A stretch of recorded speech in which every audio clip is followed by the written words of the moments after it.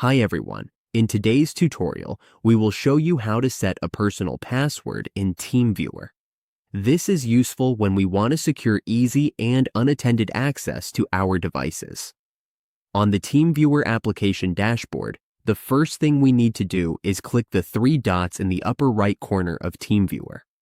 Once we do that, we will see the settings appear in the options. Next, click on Settings. Here, we will see the settings for our account and profile. To get to the advanced settings, simply hover the mouse over the left side of the settings panel. The menu will pop out without needing to click. Under this menu, we will see the advanced settings in the lower left part of the options. Once we are in advanced settings, there is a drop-down menu to expand the advanced settings section. Click that. Now, under Advanced Settings, scroll down until we find the Password option. This is where we can set our personal password in Teamviewer. All we need to do is type the password and confirm it here, then click OK.